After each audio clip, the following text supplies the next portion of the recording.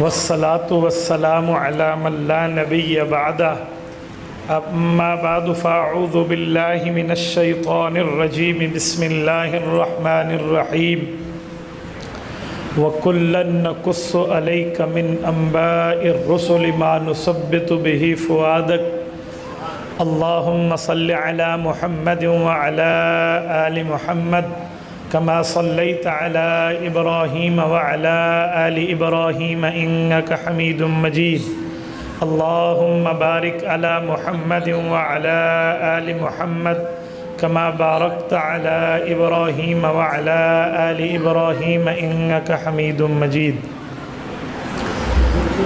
معزز دوستو، آج 17 اکتوبر 2021 بروز اتوار ہے اور آپ کے یہاں جامع مسجد مکی بھرپر تحصیل تلگنگ ضلع چکوال میں بھائی ظہیر احمد کی دعوت پرخلوص پر میں آپ کی خدمت میں موجود ہوں، اور میرا عنوان آپ کی خدمت میں آج گفتگو کا ہے عقیدہ ظہور مہدی رضی اللہ تعالی عنہ۔ حضرت امام مہدی کون ہے، قومیت کیا ہے، ابنیت کیا ہے، امیت کیا ہے، اور ان کی اسلام میں حیثیت کیا ہے، یہ چند باتیں میں آپ کی خدمت میں رکھوں گا۔ آپ توجہ میری طرف رکھیں، میری آنکھوں میں آنکھیں ڈالیں تو انشاءاللہ آپ کا وقت ضائع نہیں ہوگا۔ معزز دوستو،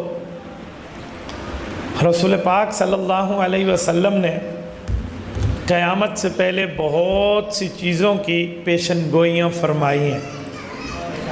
ان پیشن گوئیوں میں ایک پیشن گوئی ہے دابۃ الارض کی، کہ جو آخری زمانے میں نکلے گا۔ ان پیشن گوئیوں میں ایک پیشن گوئی ہے دجال کی، کہ وہ آ کر فتنہ پھیلائے گا۔ ان پیشن گوئیوں میں ایک پیشن گوئی ہے یاجوج و ماجوج کے خروج کی، کہ وہ نکلیں گے۔ اور ان پیشن گوئیوں میں ایک پیشن گوئی یہ ہے کہ سورج مشرق کے بجائے مغرب سے طلوع ہوگا اور درمیان دن یعنی 12 بجے تک آئے گا اور پھر واپس ادھر سے چلا جائے گا۔ یہ توبہ کے دروازے کے بند ہونے کی نشانی ہوگی۔ اس کے بعد 20 سال گزریں گے اور قیامت آ جائے گی۔ مسلمان دنیا سے ختم ہو چکے ہوں گے۔ جب قیامت آئے گی، سورج گرے گا، چاند گرے گا، ستارے گریں گے، پہاڑ اڑیں گے، یا دریا و سمندر ابل کے باہر آئیں گے۔ یہ کسی مومن کی آنکھ نے نہیں دیکھنا، کسی مسلمان کی آنکھ نے نہیں دیکھنا۔ قیامت آئے گی تو سارے کفار پر آئے گی۔ یہ حضور کی پیشن گوئیاں ہیں۔ اچھا، ان میں ایک پیشن گوئی امام مہدی کے حوالے سے بھی ہے۔ مسئلہ یہ ہے کہ حضرت امام مہدی کی شخصیت کو اتنا متنازع بنا دیا گیا ہے کہ عام بندہ یہ سمجھتا ہے کہ شاید ہمارے اہل سنت والجماعت میں امام مہدی کا تصور ہے یا نہیں ہے۔ لوگ نام ہی سیدھا نہیں لیتے۔ کوئی کہتا ہے مہدی، یہ مہدی لفظ نہیں ہے، مہدی لفظ ہے۔ اچھا، بعض لوگ سمجھتے ہیں امام مہدی پیدا ہو چکے ہیں۔ اہل سنت کا نظریہ یہ نہیں ہے۔ اہل سنت والجماعت کا نظریہ کیا ہے، یہ میں آپ کے سامنے تفصیلاً رکھتا ہوں، لیکن مجھے بنیاد ذرا سمجھانے دیں۔ امام مہدی کا کچھ لوگ سمجھتے ہیں خروج ہوگا۔ جی خروج نہیں ہوگا، پیدائش ہوگی۔ اچھا، جب پیدائش ہوگی تو ابھی پیدا نہیں ہے؟ جی نہیں ہے۔ ان کی کچھ علامات ہیں، نشانیاں ہیں، تعارف ہے، شناسائی ہے، پہچان ہے۔ کوئی ایسی راستے پہ جاتے ہوئے صدائے بصحرا نہیں ہے کہ ہر بندہ خود کو مہدی ہونے کی بات کر لے۔ مرزا قادیانی ملعون بے ایمان بنا، امت سے اس بندے نے لعنتیں کھائی، اور ہمارے ملک کے آئین و قانون میں اس کی کفریت موجود ہے۔ ان کے دعاوی میں ایک دعویٰ مہدی ہونے کا بھی تھا کہ مرزا نے خود کو کہا میں مہدی ہوں، اور اسی طرح کئیوں نے کہا ہے۔ ہمارے خیبر پختونخوا میں ایک شخص نے خود کو مہدی کہا اور پھر وہ پکڑا گیا، ہماری اس سے گفتگویں ہوئی، ایک پوری تفصیل ہے، وہ آج کل کراچی بھاگ گیا۔ پھر تو مہدی ہونا کوئی اتنا آسان نہیں ہے کہ ہر بندہ کہہ دے۔ اور مہدی ہونے کی سب سے بڑی نشانی یہ ہے کہ امام مہدی خود کو بطور امام کبھی پیش نہیں کریں گے۔ یہ سب سے بڑی نشانی ہے۔ انہیں پیش کیا جائے گا بلکہ لوگ انہیں یہاں تک لائیں گے کہ آپ بیعت کریں، آپ نہیں کریں گے تو ہم اللہ کے دربار میں شکایت کریں گے اللہ امت پہ اتنا مشکل وقت آیا تھا اور یہ قیادت نہیں سنبھالتے تھے۔ یہ سب سے بڑی نشانی۔ اب جتنے جھوٹے مہدویت کا دعویٰ کر رہے ہیں ان میں یہ نشانی تو بالکل پائی نہیں جاتی، بلکہ وہ خود کو پیش کرتے ہیں کہ میں مہدی ہوں۔ یہ جھوٹے ہونے کی پہلی نشانی ہے۔ اچھا، پھر امام مہدی کا نام مہدی بھی نہیں ہے، ان کا نام مہدی نہیں ہے، یہ ان کا لقب ہے۔ ایک نام ہوتا ہے، ایک لقب ہوتا ہے۔ نام بندے کے ماں باپ رکھتے ہیں، لقب دنیا یا اس کو کوئی خاص آدمی دیتا ہے۔ حضور پاک علیہ السلام کی صحیح حدیث موجود ہے کہ مہدی کا نام محمد ہوگا، لقب ان کا مہدی ہوگا، لقب مہدی۔ اچھا، پھر مہدی کا لقب تو اللہ کے رسول نے کئی کو دیا ہے، ان میں حضرت معاویہ رضی اللہ عنہ بھی شامل ہے۔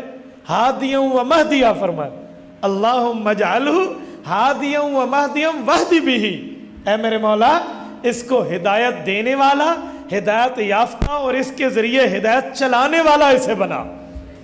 لیکن حضرت امام مہدی ہونے کا دعویٰ حضرت معاویہ نے تو نہیں کیا جنہیں رسالت مآب کی زبان سے مہدی اور ہادی کا لقب ملا ہے۔ تو وہی مہدی کی بات اتنی آسان نہیں ہے جو لوگ دنیا میں کر لیں۔ اب اہل سنت کا نظریہ کیا ہے یہ ذہن میں رکھنا، بلکہ اس نظریے سے پہلے ایک بات کرتا ہوں، وہ بھی سمجھانے کے لیے کہ حضرت امام مہدی کے بارے میں لوگ ہم سے بات پوچھتے ہیں کہ امام مہدی کا ذکر قرآن کریم میں آیا ہے کہ وہ آخر زمانے میں آئیں گے، تو یہ لفظ تو قرآن کریم میں نہیں ہے۔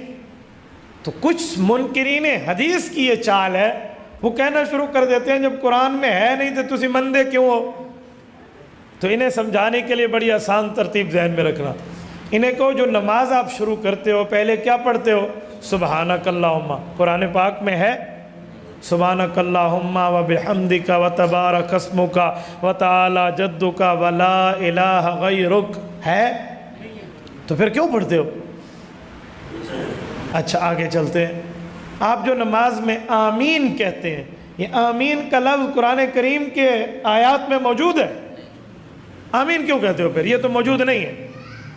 اچھا، یہ سمیع اللہ لمن حمدہ ربنا لک الحمد، یہ سبحان ربی الاعلیٰ سبحان ربی العظیم کی تسبیحات دو سجدوں کے درمیان نوافل میں رب اغفر لی وارحمنی، یہ قرآن کریم میں ہے، تو پھر چھوڑ دیں۔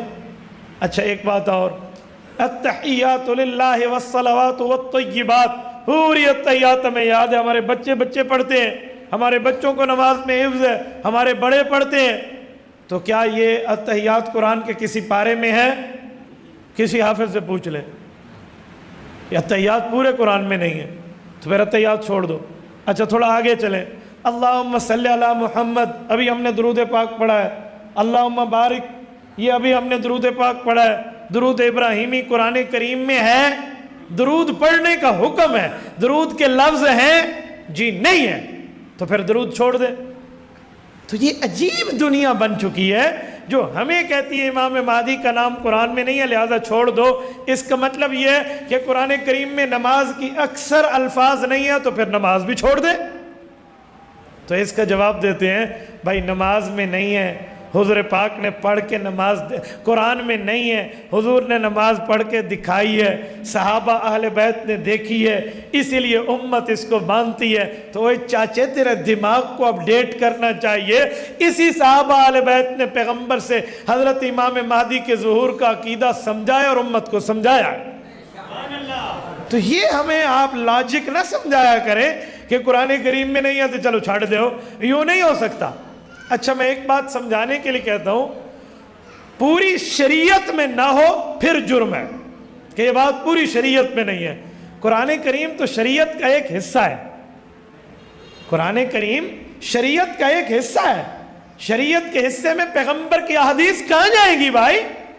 صحابہ کا اجماع و اتفاق کہاں جائے گا؟ پیغمبر کے صحابہ کے فتاویٰ کہاں جائیں گے؟ اہل بیت کا طرز عمل کہاں جائے گا؟ اور یہ پوری ترتیب جو امت کے ماہرین صحابہ کرام کے شاگرد پیدا ہوئے اور انہوں نے دنیا کو دین لکھ کے صحابہ سے سمجھ کے دیا ہے، جیسے صحابہ کے شاگردوں میں حضرت امام اعظم ابو حنیفہ رحمہ اللہ کا نام ہے، ان جیسے بندوں کی تحریرات کو آپ کہاں لے جاؤ گے؟ تو بھائی صرف قرآن کی بات آپ نہ کریں، قرآن کریم ہمارے ایمان کا حصہ، محور، مرکز، بنیاد، لیکن قرآن کریم نے جو باتیں بتائی ہیں حضور کی احادیث اور صحابہ نے اس کی تشریح سنائی ہے، تو ہمیں یہ جملہ نہ کہنا۔ اچھا، اس پر ایک بات مزید، حضور علیہ السلام کے دور میں ایسا واقعہ ہوا کہ اللہ کے رسول کے ذہن میں ایک بات آئی اور حضور پاک نے وہ ارشاد فرما دی۔ وہ یہ تھا، اللہ کے رسول نے فرمایا کہ ایک زمانہ ایسا آئے گا کہ لوگ میرے احادیث کا انکار کرنا شروع کر دیں گے۔ وہ کہیں گے ہم احادیث نہیں مانتے، ہم قرآن مانتے ہیں۔ فرمایا ایسا طبقہ آئے گا۔ حضور علیہ السلام نے آج سے 1400 سال پہلے صحابہ کرام کو مخاطب کر کے فرمایا، میرے صحابہ، یہ سنن ابن ماجہ میں حدیث پاک موجود ہے، فرمایا لا الفین احدکم متکئا علی اریکتہ یأتیہ الامر مما امرت بہ او نہیت عنہ فیقول لا ادری ما وجدنا فی کتاب اللہ اتبعنا۔ کہ لوگوں ایک وقت آئے گا، رجا پجاؤ آدمی، برگر فیملی سے ریلیٹڈ، کھانے پینے کی جسے کمی نہیں ہوگی، اور وہ یوں ٹیک لگا کر بیٹھنے کا عادی ہوگا، اس کے سامنے میرے احکام حدیث پاک کی شکل میں پیش ہوں گے، یا میرے احکام کی منہیات جس چیز سے میں نے منع کیا وہ حدیثیں پیش ہوں گی، تو وہ آدمی تکبر کرتے ہوئے، حدیث کا انکار کرتے ہوئے کہے گا لا ادری لا ادری، میں نہیں جانتا، لے جاؤ حدیثیں، ما وجدنا فی کتاب اللہ اتبعنا، قرآن میں ہے تو مانتا ہوں، حدیث میں ہے تو نہیں مانتا۔ حضور علیہ السلام نے فرمایا قیامت کا منظر ہے۔ تو یہ تو 1400 سال پہلے ہمیں صادق المصدوق پیغمبر صلی اللہ علیہ وسلم نے بتا دیا۔ تو اگر آج کوئی امام مہدی کے ظہور کی عقیدے کا انکار کرے، حضرت عیسیٰ علیہ السلام کی آمد کا انکار کرے، یاجوج و ماجوج کا انکار کرے، دابت الارض کا انکار کرے، سورج کی مغرب سے طلوع اور واپسی کا انکار کرے، اس آدمی کے انکار کی پیشن گوئی 1400 سال پہلے حضور صحابہ کو دے گئے تھے۔ تو یہ حال موجود ہے۔ حضور علیہ السلام کی حدیث ہے، تو احادیث آپ کے اور میرے لیے ایمان کا حصہ اور محور ہے۔ اچھا، اس پر ایک بات مزید، اگر کوئی کہتا ہے نا میں صرف قرآن مانتا ہوں، تو قرآن کریم میں گدھے کا ذکر تو موجود ہے، لیکن گدھا کھانا حرام ہے یہ آیت قرآن میں نہیں ہے۔ گدھے پہ سواری کے ذکر تو ہے، والخیل والبغال والحمیر لترکبوا وزینہ، لیکن حلال ہے یا حرام ہے قرآن کریم کے لفظوں میں اس کا جواب نہیں ہے، جواب حدیث پاک میں ہے کہ حرام ہے۔ تو جو آدمی حضور کی حدیث کا انکار کرے نا، اسے آپ بڑے اچھے طریقے سے کھانے کی دعوت دیں، اسے کہیں جی کل دوپہر کو میرے ہاں آپ لنچ کر لیں، آ جائیے۔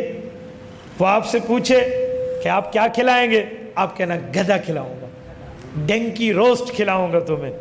وہ کہے گا یہ عجیب بات ہے، اسے کہا بھائی تو قرآن صرف مانتا ہے، حضور کی حدیث کا انکار کرتا ہے، قرآن میں لفظ دکھا دے گدھا حرام ہے، اسی تینوں بکرا کھوا دینا ہے، ہم نے آپ کو بکرا کھلا دینا ہے، تو لفظ دکھا دے۔ اگر لفظ قرآن میں نہیں ہے کہ گدھا حرام ہے، تو پھر تو کیوں گدھے کو حرام مانتا ہے؟ جب کھانے کی باری آئی تو نے گدھے کے حرام ہونے کا فتویٰ دیا حدیث کی بنیاد پہ، جب باقی عقائد کا ذکر حدیث میں تھا اس وقت تیرے ماتھے پہ 12 کیوں بجتے ہیں؟ تو وہاں بھی حضور کی حدیث کو ٹچ کرو نا۔ میں تو بڑے اچھے طریقے سے منکرین حدیث کو کہتا ہوں، کوئی میرے سے ملاقات ہو نا، یہ جی ڈنکی روسٹ کھاتے ہیں، ملے گا بھئی یار، ملے گا نہیں ملے گا، یہ ساڑھا درد ہے سارے، تو چھڑ دے نو، تیرے سامنے ایسی پلیٹ رکھنا تو کھا، ہم تمہیں دیں گے، ملے نہ ملے وہ ہم یہاں سے لائیں گے۔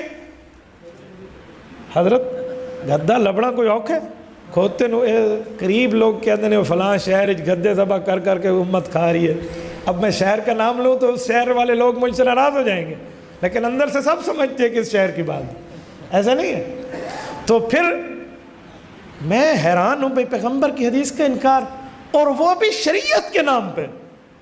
مولانا ظفر علی خان رحمہ اللہ بہت بڑے شاعر ہیں، وزیر آباد ضلع گجرانوالہ میں ان کی قبر موجود ہے، میں نے ان کی قبر پہ فاتحہ پڑھا ہے، اللہ ان پر رحمت نازل فرمائے۔ کروڑوں اربوں رحمتیں ان کی مرکت پہ نازل فرمائے۔ مولانا ظفر علی خان ایک شاعر انقلاب تھے۔ مرزا قادیانی نے جھوٹ بولے اور کہا میں 50 کتابیں لکھوں گا، چندے دو۔ لوگوں نے چندے دیے، اس نے 5 لکھ دی۔ لوگوں نے کہا 45 اور، انہوں نے کہا 5 اور 50 میں تو 0 کا ہی فرق ہے، پیسے کھا گیا۔ اس طرح جھوٹ بولتا گیا تو مولانا ظفر علی خان نے اپنے اخبار زمیندارہ میں ایک اس کے خلاف شعر لکھا اور بڑا شعر وائرل ہوا۔ وہ شعر یہ تھا کہ ایک مسلمہ کذاب تھا جس نے حضور پاک کے بعد نبوت کا جھوٹا دعویٰ کیا، اور آج مرزا قادیانی کے ماننے والے حضور کے جانشین نہیں ہیں، مرزا قادیانی کے ماننے والے مسلمہ کے جانشین ہیں۔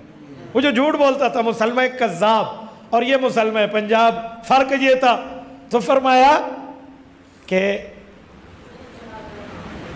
مسلمہ کے جانشین گرا کٹوں سے کم نہیں، گانڈ کپ گرا کٹوں سے کم نہیں، کتر کے جیب لے گئے پیغمبری کے نام سے۔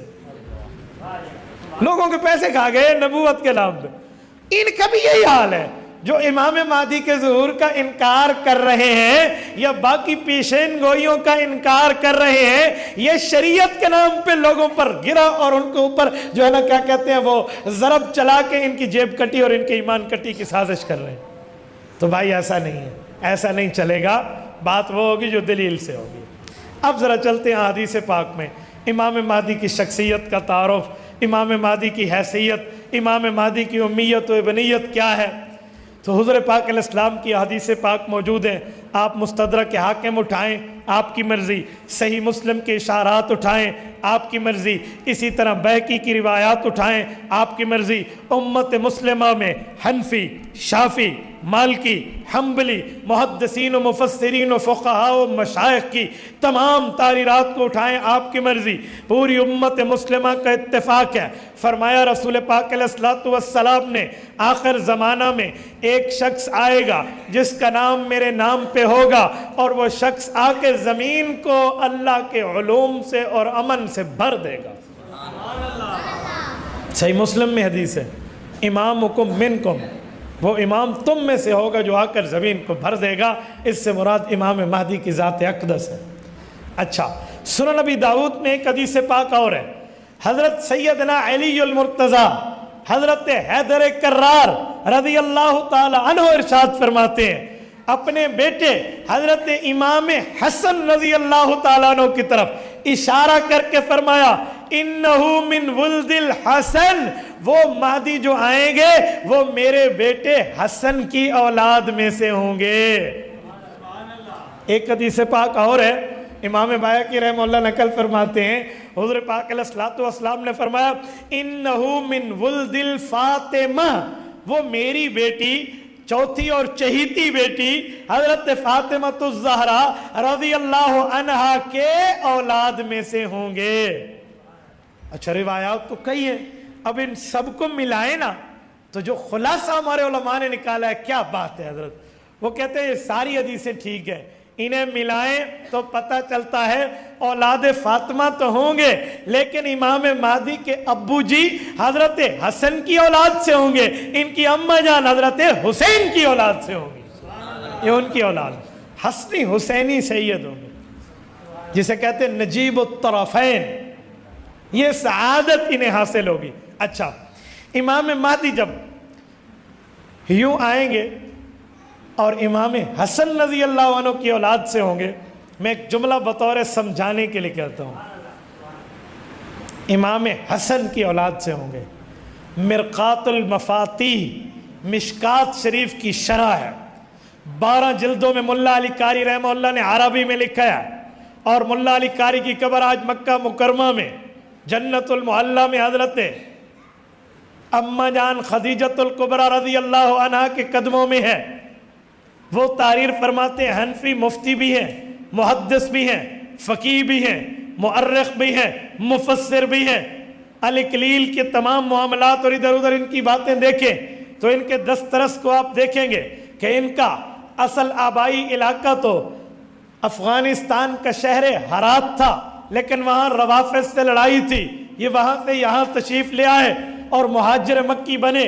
تو ملا علی قاری کا دنیا میں ایک نام ہے. یہ اس شخص نے مشکات شریف کی شرح 12 جلدوں میں عربی زبان میں لکھی ہے.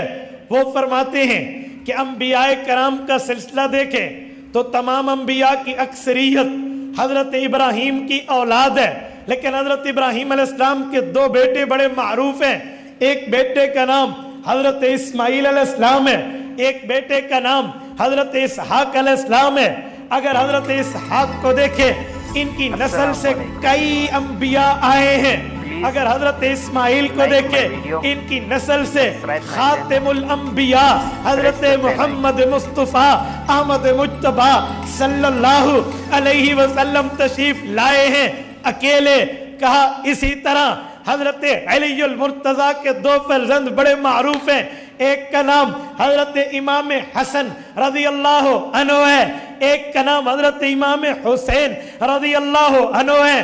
کہ حضرت حسین کی اولاد سے کئی اولیاء آئے ہیں، بڑے بڑے نام آئے ہیں. مثلا امام زین العابدین، امام باقر، امام جعفر الصادق، امام موسیٰ کاظم، امام علی رضا، امام تقی، امام نقی، امام حسن عسکری، بڑے بڑے شخصیات حضرت حسین رضی اللہ عنہ کی اولاد سے آ کر دنیا میں دین کا ڈنکا بجا گئے. لیکن امام حسن کی اولادیں تو آئی ہیں. اتنا بڑا نام امام حسن کی اولاد میں یوں معروف نہیں ہے جیسے حضرت حسین رضی اللہ عنہ کی اولاد معروف و مشہور ہے. کہا اللہ نے جس طرح حضرت اسماعیل اور حضرت اسحاق کی نسل کا فرق رکھا، حضرت اسحاق کی نسل سے انبیاء کئی آئے ہیں، بیٹے چھوٹے ہیں، اور حضرت اسماعیل بیٹے بڑے ہیں، ایک خاتم الانبیاء ان کی نسل سے آئے ہیں. کہا اسی طرح حضرت علی المرتضیٰ کے بڑے بیٹے حضرت حسن ہیں، چھوٹے بیٹے حضرت حسین ہیں، چھوٹے بیٹے کی نسل سے بڑے بڑے معروف شخصیات آئے ہیں، اور بڑے بیٹے کی اولاد میں امام مہدی خاتم الاولیاء آئے ہیں. مولا علی قاری کی بات کر رہا ہوں. آپ اس سے اندازہ لگائیں کہ اللہ رب العزت نے ان کا کیسے ترتیب اور جوڑ بنایا. اور پھر ایک بات مزید، حضرت امام حسن کی اولاد سے آئیں گے. پیغمبر کا بھی فرمان، سنن نبی داؤد میں حضرت علی المرتضیٰ کی بھی بات. میں اس پر ایک جملہ کہتا ہوں، غلط ہے اللہ معاف فرمائے، ٹھیک ہے تو میرے اللہ کی طرف سے ہے. حضرت حسن کی اولاد سے امام مہدی آئیں گے، پوری دنیا کو دین کی خدمت کے لیے حکومت کر کے امن سے بھر دیں گے. حضرت امام حسن رضی اللہ تعالیٰ عنہ کی اولاد سے آئیں گے، کوئی وجہ بھی ہے؟ تو کئی وجوہات ہیں. ان میں ایک وجہ یہ بھی ہے کہ جب حضرت رسول اللہ کا فرمان آیا کہ میرے بعد خلافت راشدہ کا مسئلہ 30 سال فرمایا، تو 2.5 سال حضرت ابوبکر کے، 10 سال حضرت عمر کے، 12.5 سال حضرت عثمان کے، 4.5 سال حضرت علی کے، اور 6 ماہ امام حسن کے، کل ملا کے یہ 30 سال کی خلافت راشدہ کا زمانہ بنتا ہے. جو ابھی آپ کہہ رہے تھے خلافت راشدہ حق 4 یار کا زمانہ. اچھا چلو، رات میں بات کر رہا تھا وہاڑی کے ایک گاؤں میں، وہاں ایک بوڑھے بزرگ نے کھڑے ہو کے مجمع میں مجھ سے پوچھا، مولانا تم سنیوں میں ایک بات کا انصاف نہیں ہے. میں نے کہا جی پوچھئے کیا ہے؟ کہتے ہیں جی مسئلہ یہ ہے کہ آپ کہتے ہو خلافت راشدہ 30 سال چلے گی، اور پھر بتاتے ہو 6 ماہ امام حسن کے مل کے پھر خلافت راشدہ کے 30 سال پورے ہیں، تو حق 4 یار نہ کہو، حق 5 یار کہو. حق 4 کیوں کہتے ہو؟ وہ یہ سمجھ رہے تھے کہ ہم حضرت امام حسن رضی اللہ عنہ کی شخصیت کو نعوذ باللہ، الیاذ باللہ، استغفر اللہ، احترام کی قدر کی نگاہ سے نہیں دیکھتے. میں نے کہا چاچا جان سوال آپ کا حق ہے، جواب بھی سنیے، جذباتی ہونے کی ضرورت نہیں ہے، دلیل کو دلیل سے سمجھنا یہ سنجیدہ لوگوں کا کام ہے. خلافت کا وعدہ اللہ نے کن سے کیا ہے؟ قرآن کریم کھولتے ہیں، رب کریم نے فرمایا وعد اللہ الذین آمنوا وعملوا الصالحات منکم لیستخلف الذین لَيَسْتَخْلِفَنَّهُمْ فِي الْأَرْضِ كَمَا اسْتَخْلَفَ الَّذِينَ مِنْ قَبْلِهِمْ وَلَيُمَكِّنَنَّ لَهُمْ دِينَهُمُ الَّذِي ارْتَضَىٰ لَهُمْ وَلَيُبَدِّلَنَّهُمْ مِنْ بَعْدِ خَوْفِهِمْ أَمْنًا. فرمایا میں نے جن سے وعدہ کیا ہے وہ منکم اور منہم ہے. وہ منہم منکم کون ہے؟ وہ مہاجرین ہیں جنہوں نے ہجرت کی ہے، مدینہ چھوڑا ہے. الذین اخرجوا من دیارہم واموالہم، جنہوں نے مال چھوڑا، اولادیں چھوڑی، علاقہ چھوڑا، شہر چھوڑا، گھر بار چھوڑے، مدینہ آئے. خلافت کا وعدہ ان سے ہے. حضرت ابو بکر مہاجر ہیں، حضرت عمر مہاجر ہیں، حضرت عثمان مہاجر ہیں، حضرت علی مہاجر ہیں. اور خلافت راشدہ کا وعدہ مہاجرین سے ہے. امام حسن مہاجر نہیں ہے، مدینہ منورہ میں ہجرت کے بعد پیدا ہوئے ہیں. یہ اولاد مہاجرین تو ہیں پر مہاجر نہیں ہے. مہاجر سے وعدہ خلافت راشدہ کا ہے، اس لیے حق 4 یار یہ ہے اور خلافت راشدہ کی تکمیل امام حسن پہ. خلافت راشدہ، خلافت راشدہ. یہ میں نے صرف اس لیے سمجھایا ہے تاکہ آپ کے ذہن سے یہ خلجان دور ہو جائے. اب میں بات کر رہا تھا کہ امام حسن کی اولاد سے آئیں گے وجہ. تو میرے دوستو، حضرت امام حسن رضی اللہ عنہ کو جب خلافت میسر آئی، امام حسن نے دیکھا حضرت معاویہ رضی اللہ عنہ کے معاملے کو، اور امام حسن نے دیکھا ان کوفیوں کو جو امام حسن کا ساتھ دے رہے تھے، ان کے رویے کو، ان کے معاملے کو دیکھا. حضرت علی المرتضیٰ رضی اللہ عنہ کا ان کے ساتھ حضرت حسن معاملے کا نظارہ آنکھوں سے کر چکے تھے. تو امام حسن نے اپنے بھائی حضرت حسین سے، اپنے دوست قیس بن سعد بن عبادہ سے رضی اللہ عنہم مشورہ کیا. یہ قیس حضرت سعد بن عبادہ صحابی رسول کے چھوٹے بیٹے ہیں اور امام حسن حسین کے بچپن کے ساتھی ہیں. ایک مٹی میں کھیل کر یہ پل کے جوان ہوئے ہیں. بچپن کی یاری تھی، آخر وقت تک انہوں نے نبھائی ہے. انہوں نے مشورہ کیا کیا کریں؟ کہا امت کے کلمے کو ایک کیا جائے، امت کی دعوت کو ایک کیا جائے. ہمارا اور حضرت معاویہ کے اختلاف تو حضرت عثمان غنی رضی اللہ عنہ کے قتل کے بدلہ لینے پہ تھا. کوئی کفر کی بات نہیں ہے، فسق کی بات نہیں ہے، فجور کی بات نہیں ہے، منافقت کی بات نہیں ہے، دائرہ اسلام سے خروج کی بات نہیں ہے. ایک مسئلے پہ اختلاف ہے، وضاحت آ گئی. اب ہمیں کرنا یہ چاہیے، ہمیں جا کر صلح کر کے حضرت معاویہ کو خلافت سپرد کر دینی چاہیے. یہ گئے ہیں، خلافت کو سپرد کیا ہے. اہل سنت، اہل تشیع تمام کتابوں کا اتفاق ہے، خصوصاً اہل تشیع کی کتابوں میں کشف الغمہ فی معرفت الائمہ جلد نمبر 2، ان کے امام اربلی نے لکھا ہے کہ جب حضرت حسن نے بیعت کی، حضرت معاویہ کو سپرد خلافت کی، حضرت حسین نے بیعت کی، تو قیس بن سعد بن عبادہ کے دل میں آیا ان کی تو جنگیں ہوئی ہم سے، ہم کیسے بیعت کریں. اس وقت قدرے تھوڑے سے پریشان و حیران ہوئے تو انہوں نے آنکھوں میں اوما الی الحسین، حضرت حسین کو اشارہ کیا. کیف افعل، کیا کیا جائے؟ تو حضرت حسین نے آنکھوں میں کہا قم فبایع انہ امامی. جب حضرت حسن بھی بیعت کر چکے، میں بھی کر چکا، اب آپ کے لیے گنجائش نہیں ہے، آپ بھی اٹھ کے بیعت کر لیں. امام اربلی لکھتا ہے قام فبایا، تو ان کے کہنے پہ ان کے دوست حضرت قیس بن سعد بن عبادہ اٹھے اور اٹھ کر بیعت کر لیں. اب میں جو بات کر رہا ہوں سمجھیے، حضرت حسن نے کتنی بڑی قربانی دی. اللہ اکبر. یہ جگر خدا کی قسم ان سادات کا ہے، یہ دن ان اہل بیت کا ہے. یہ جگرہ اللہ نے انہیں دیا کیونکہ حضور پاک کی پیشن گوئی پوری ہونی تھی. حضرت نفیع ابن حارث رضی اللہ عنہ راوی ہے، صحیح بخاری ہے، سیدنا ابو بکرہ نفیع ابن حارث، حضرت ابو بکر اور ہیں، ابو بکرہ نفیع ابن حارث صحابی اور ہیں. وہ فرماتے ہیں والحسن فی جنبہ فالتفت الی الناس و الی الحسن مرہ.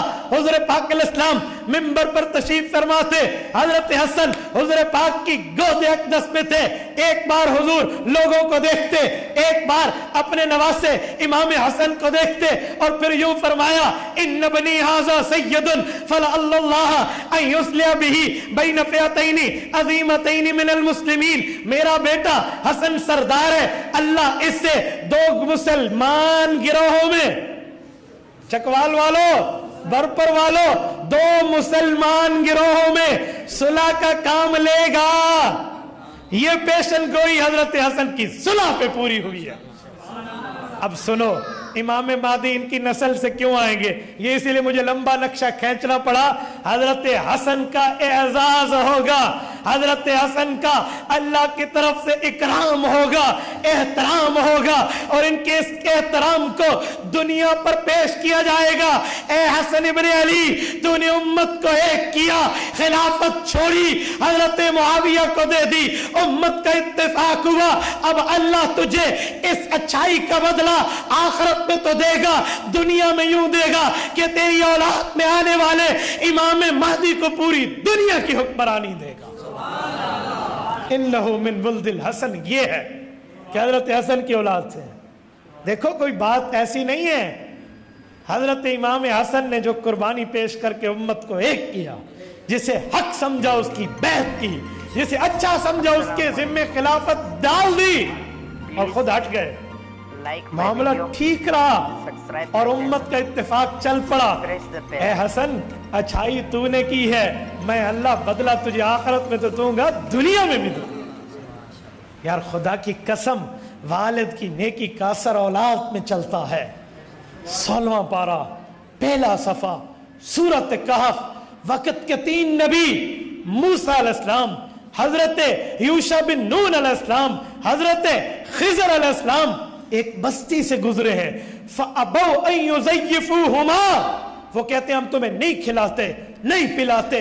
انہوں نے مہمان نوازی سے انکار کر دیا، میزبانی سے انکار کر دیا، اور یہ گزرتے ہوئے تینوں نبی ایک دیوار کو تعمیر کرنا شروع ہوئے۔ کیوں؟ ان کے نیچے 2 یتیموں کا مال ہے، ان یتیموں کی دیوار کو مضبوط کر لو۔ جو بچے ہیں اس بستی میں پل رہے ہیں، بڑے ہوں گے رب انہیں مال دے گا۔ کیوں بھائی؟ وجہ یہ تو وہ طبقہ ہے، یہ وہ لوگ ہیں، یہ وہ گروہ ہے جنہوں نے کسی ایک نبی چھوڑو 3 نبیوں کو کھلانے پلانے سے انکار کر دیا۔ ان کے ساتھ اتنی عزت کیوں ہے؟ وجہ قرآن کہتا ہے وَكَانَ أَبُوهُمَا صَالِحًا، اللہ اللہ وَكَانَ أَبُوهُمَا صَالِحًا۔ حضرت خضر علیہ السلام سے جب یہ سوال حضرت موسیٰ نے کیا کہ اجرت پہ ہم بنا سکتے تھے، فی سبیل اللہ کیوں بنا رہے ہیں، فری آف کاسٹ ان کا کام کیوں کر رہے ہیں، تو حضرت خضر علیہ السلام نے فرمایا کہ ہمیں ہمارے رب نے بتایا ہے وَكَانَ أَبُوهُمَا صَالِحًا، ان کا باپ بڑا نیک تھا، ان کی اولاد کو یہ اجر مل رہا ہے۔ ہمارے شیخ و مرشد حضرت مولانا حکیم محمد اختر رحمۃ اللہ تعالی علیہ کراچی والے باحوالہ لکھتے ہیں امام محمود آلوسی رحمہ اللہ کے روح المعانی کے حوالے سے کہ وَكَانَ أَبُوهُمَا صَالِحًا میں ان کے ابو مراد نہیں ہے، 7ویں دادا مراد ہے۔ ابو سے مراد 7ویں دادا کا، 7ویں دادا کی نیکی 7 پشتوں تک چلی ہے۔ اور اپنی اولاد، اپنے ماں باپ کو غلط کہنے والی اولاد، ذرا کان کھول کے کھڑکیاں کھول کے میرے بات کو دل تک راستہ دینا۔ آج باپ پہ بولتے ہو، باپ کی نیکی تمہاری 7 پشتوں کو کھلا رہی ہے۔ باپ باپ ہوتا ہے، والدین اور آباء و اجداد ان کے درجات ہوتے ہیں۔ تو یہ ایسا وہاں ہوا نا، دنیا میں بھی ملا، آخرت میں تو ہے۔ 3 نبیوں سے اللہ نے کام لیا۔ یار امام حسن نے بھی تو قربانی دی ہے، کتنی بڑی قربانی دی ہے، کتنا بڑی مثال قائم کی ہے، کیسے امت کو جنگ سے نکال کے امن کی طرف لائے ہیں، فساد سے ہٹا کے راضی نامے کی طرف لائے ہیں، اور جنگوں سے نکال کے صلح کی طرف لائے ہیں۔ اس کی اس نیکی کا اثر رب ان کی پشتوں میں امام مہدی کو دے رہے ہیں۔ یہ اعزاز ہے۔ اچھا پھر امام مہدی دنیا میں جب آئیں گے، پیدا ہو کر مدینہ میں رہیں گے، اور خلافت کی بات پہ امیر المؤمنین کا اس وقت کے حکمران کا انتقال ہو جائے گا، لوگ انہیں کہیں گے آپ سنبھالو، یہ مدینہ منورہ سے لوگوں سے چھپ کر مکہ مکرمہ آ جائیں گے، مدینہ منورہ سے نکل آئیں گے۔ بین الحجر کعبہ، حجر اسود اور کعبہ کے ایک کنارے کے درمیان انہیں پہچانا جائے گا۔ 40 ابدالوں کی جماعت ان کے ہاتھ پر بیعت کرے گی، علماء کھچے آئیں گے، ان کے ہاتھ پر بیعت کریں گے۔ بہقی کی روایت میں اللہ کے رسول نے فرمایا تمہیں برف پر گھسٹ کے بھی آنا پڑے تو امام مہدی کے پاس آنا، برف پہ گھسٹ کے بھی۔ اندازہ لگاؤ، احادیث پاک میں کئی ایسی جگہ ملتی ہیں نا، اللہ قسم رونگٹے کھڑے ہو جاتے ہیں۔ ان میں ایک بات یہ بھی ہے کہ سفیانی کے لشکر کو جب امام مہدی تحقیق کریں گے اور اس سے مال غنیمت حاصل ہوگا، حضور نے فرمایا میری اس امتی کے لیے بہت بڑی خرابی ہے جو اس مال غنیمت کا حصہ نہیں حاصل کرے گا۔ خیبہ کا اس کے منہ میں تو خاک ہے۔ اندازہ لگاؤ ان کی طاقت کیسی ہے، ان کے اوپر اللہ کی رحمت کیسی ہے امام مہدی پر۔ اچھا، مدینہ طیبہ سے مکہ آئیں گے، یہاں پہچانے جائیں گے، ان کے ہاتھ پر بیعت ہوگی۔ عمر اس وقت 40 سال ہو گئے، 40 سال ہے۔ والد کا نام عبداللہ ہے، خود کا نام محمد ہے۔ علماء سیرت نے لکھا ہے والدہ کا نام آمنہ ہے، مجھے اس کا حوالہ نہیں مل سکا والدہ کے نام والا، لیکن میں نے پڑھا اور سنا علماء سے بہت ہے، لیکن باقیوں کا حوالہ میرے پاس ہے، اس لیے میں اس کی بات حوالہ کر رہا ہوں۔ تو ان کے ابو کا نام تو عبداللہ اور خود کا نام محمد، لقب مہدی ہے، اور یہ پھر جہاد کریں گے اور لوگوں سے معاملہ ہوگا۔ 3 قسم کے لشکر ہو جائیں گے، کچھ ڈر کے بھاگ جائیں گے، اور فرمایا رب نے ان کی توبہ کو قبول نہیں کرنا، اور کچھ شہید ہو جائیں گے، بدر و احد کے شہداء کا ثواب ملے گا، اور جو باقی بچیں گے وہ فتح یاب ہو کر جھنڈے فتح کے گاڑیں گے۔ 7 سال امام مہدی یوں گزاریں گے، قسطنطینیہ پہ حملہ ہوگا، فتح حاصل ہوگی۔ اسی اثناء میں پتہ چلے گا کہ دمشق آئیے، دمشق آئیں گے، ملک شام کی جامع مسجد اموی میں موجود ہوں گے۔ اس وقت فرشتوں کے کندھوں پر یوں ہاتھ رکھے حضور نے فرمایا لَيَنزِلَنَّ ابن مریم فیکم، حضرت عیسیٰ علیہ السلام کو اللہ زمین پر بھیجیں گے۔ اس وقت جب دجال نکل چکا ہوگا اور اس کا بڑا فتنہ ہوگا، دجال اکبر اس امت کا فتنہ اکبر ہے، بہت بڑا فتنہ ہے۔ تبھی فرمایا جمعہ کے دن سورۃ کاف پڑھا کرو، آپ پڑھو گے آپ فتنہ دجال تک محفوظ ہو جاؤ گے۔ جمعہ کے دن میں سورۃ کاف ضرور پڑھنی چاہیے، خصوصاً جو فتنوں کے خلاف کام کرنے والے حضرات ہیں انہیں تو ضرور پڑھنی چاہیے۔ میرے دوستو، حضرت امام مہدی حضرت عیسیٰ علیہ السلام کو فرمائیں گے نماز پڑھائیے، حضرت عیسیٰ فرمائیں گے نماز آپ ہی نے پڑھانی ہے، کیونکہ تم رسول اللہ کے امتی ہو، میں نبی اپنے دور کا ہوں، میں بنی اسرائیل کا ہوں، اب تو حضور کا تابعدار بن کے آیا ہوں۔ پہلی نماز امام مہدی پڑھائیں گے، پھر کبھی حضرت عیسیٰ بھی پڑھا لیں گے تو کوئی نہیں مسئلہ۔ ان دونوں کا ساتھ 2 سال کا اکٹھا ہوگا۔ امام مہدی کی عمر 49 سال، ایک کم 50 سال ہوگی کہ وہ وفات پائیں گے دجال کے قتال کے بعد، اور ان کا جنازہ حضرت عیسیٰ علیہ السلام پڑھائیں گے، اور اس کے بعد حضرت عیسیٰ علیہ السلام 43 سال، 2 سال امام مہدی کے ساتھ 43 بعد 45 سال اس دھرتی پر رہیں گے۔ حدیث پاک میں ان کی شادی ہوگی، ان کی اولاد ہوگی، اور وہ رسول اللہ کی قبر اطہر پہ آ کر جب سلام کریں گے حضور نے فرمایا میں ان کے سلام کا جواب دوں گا، اور پھر رسول پاک کے روضہ اقدس پہ ان کی قبر بنے گی۔ عقیدہ حیات انبیاء، عقیدہ حیات النبی، خلافت راشدہ۔ حضرت امام مہدی کا یہ ظہور ہے، یہ پہچان ہے، یہ تعارف ہے۔ یوں نہیں ہے کہ کوئی راہ جاتا کہہ دے میں مہدی ہوں تو اگلے مان جائے بھی تو مہدی ہے۔ بھائی شریعت نے جو بات کی ہے اس کے دلائل بھی دیے، اس کے معاملات بھی ہے، اور یہ اس امت کے بہت بڑا احسان کا زمانہ ہوگا کہ جب یہ دنیا سے رخصت ہوں گے، ملت اسلامیہ کی ایک حکومت ہوگی، حضرت امام مہدی اس وقت حکمران ہوں گے، پھر حضرت عیسیٰ کے ہاتھ میں انتظام و انصرام آئے گا۔ احادیث پاک میں ہے اتنا امن ہوگا کہ مسلمانوں کے بچے ان موذی جانوروں سے، سانپ بچھوؤں سے اگر کھیلنے بیٹھ گئے تو انہیں ڈسیں گے نہیں، اتنا امن ہوگا۔ اور یہ امن یا خلافت راشدہ کے دور میں رہا ہے یا حضرت عمر بن عبدالعزیز کے دور میں رہا ہے کہ بھیڑیا اور بکری ایک گھاٹ پہ پانی پیتے تھے، ایک گھاٹ پہ. اور ایک دن بھیڑیا بکری کو اٹھا کر گیا تو انہوں نے کہا اللہ رحمت کر، عمر بن عبدالعزیز فوت ہو گیا. کسی نے کہا جنگل میں بیٹھے ہو، تمہیں کیسے پتا وہ فوت ہو گیا؟ کہا اتنے سالوں سے وہ حکمران ہے، کبھی بھیڑیے نے بکری کو نہیں اٹھایا، آج اٹھا لیا تو پتا چلا عمر بن عبدالعزیز دنیا سے چلا گیا. یہ زمانہ پھر لوٹے گا، یہ زمانہ لوٹے گا. اور حدیث پاک میں ہے مال کی اتنی فراوانی ہوگی، لوگ زکاتیں اٹھا اٹھا کے گھومیں گے، منت ترلے کریں گے، وہ زکاتیں وصول کرنے والا دھرتی پہ کوئی نہیں ملے گا، بہت مشکل سے کوئی ملے گا، عام طور پہ نہیں مل پائے گا. تو میرے دوستو یہ زمانہ آنا ہے، یہ امام مہدی اور حضرت عیسیٰ کا دور ہے. اللہ آپ کو اور ہمیں صراط مستقیم عطا فرمائے، اس نظریے اور عقیدے پر مضبوطی عطا فرمائے اور صحیح طرح پہ اللہ ہمیں ماننے کی توفیق عطا فرمائے. اقول قولی ھذا واستغفر اللہ وآخر دعوانا ان الحمد للہ رب